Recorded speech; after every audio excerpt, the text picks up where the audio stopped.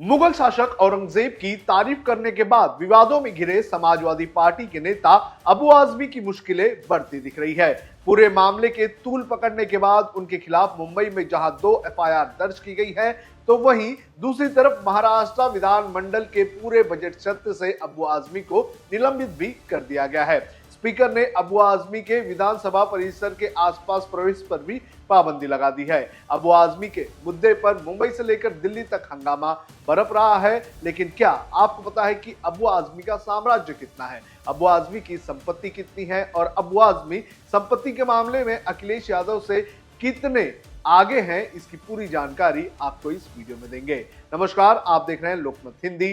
मेरा नाम है सोनू कनौजिया। संपत्ति के तौर पर अगर देख लिया जाए तो अबू आजमी समाजवादी पार्टी के मुखिया अखिलेश यादव से 5 गुना ज्यादा अमीर हैं। 6 महीने पहले महाराष्ट्र विधानसभा चुनाव के हलफनामे में जो जानकारी उन्होंने दी है, उसके अनुसार उनके पास कुल 272 करोड़ रुपए की संपत्ति है। वहीं 2023 में एक रेड में उनके पास से 200 करोड़ से ज्यादा की बेनामी संपत्ति भी पाई गई थी। यानी कि मोटा मोटी तौर पर देख लें तो अबू आजमी के पास 500 करोड़ से भी ज्यादा की संपत्ति है। वहीं अखिलेश यादव ने जो हलफनामा दिया था, उसके अनुसार उनके पास 42 करोड़ की ही संपत्ति है। 2009 में पहली बार विधायक बने अबू आजमी ने विधानसभा चुनाव में जो हलफनामा दायर किया था, उसमें उन्होंने उस वक्त अपनी प्रॉपर्टी 309 करोड़ रुपए बताई थी। वहीं 2024 में अबू आजमी ने चुनाव शपथ पत्र में जो जानकारी दी है, उसके अनुसार उनकी कुल संपत्ति 272 करोड़ रुपए की है। 2019 के हलफनामे में उन्होंने अपनी नेटवर्थ 200 करोड़ बताई थी। ऐसे में बीते 5 सालों के दरमियान उनकी नेटवर्थ में 30% की बढ़ोतरी हुई है। अबू आजमी महाराष्ट्र के एक ऐसे नेता हैं जो एक चुनाव में 2 सीटों से विजयी हो चुके हैं। आजमी ने होटल कंसल्टिंग सर्विस फर्म में निवेश को अपनी आय का स्रोत बताया है। वे कई कंपनियों के डायरेक्टर भी हैं। हलफनामे के मुताबिक आजमी पर 9.9 करोड़ रुपए की देनदारी है।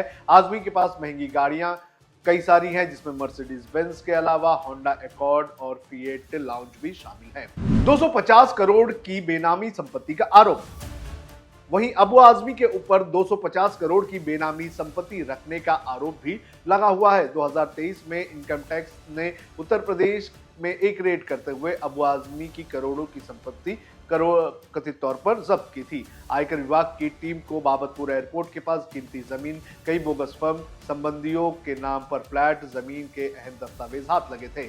वहीं लखनऊ टीम की सर्वे और जांच में उनके करीबी बिल्डरों से लेन देन के बैंक स्टेटमेंट और जमीन की खरीद फरोख्त में लगभग 100 करोड़ से अधिक की बेनामी संपत्ति का खुलासा हुआ था। वहीं वाराणसी के शिवपुर स्थित वरुणा गार्डन के 42 फ्लैट और विनायक प्लाजा के 2 फ्लोर भी उस वक्त इनकम टैक्स ने जब्त किए थे।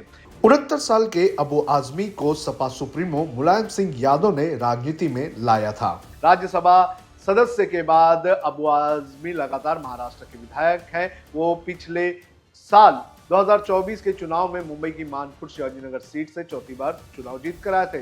मूल रूप से उत्तर प्रदेश के आजमगढ़ से रहने वाले अबू आजमी का एक बेटा है।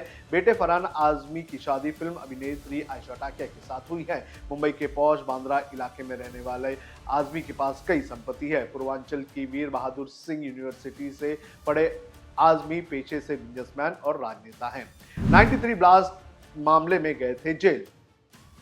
चुनावी हलफनामे के अनुसार आजमी के खिलाफ कुल 11 आपराधिक मामले दर्ज हैं, जिसमें जबरन वसूली, भड़काऊ भाषण देना, मारपीट और दंगे फैलाने, धमकी देना और सेल्स टैक्स में अनियमितताओं शामिल हैं।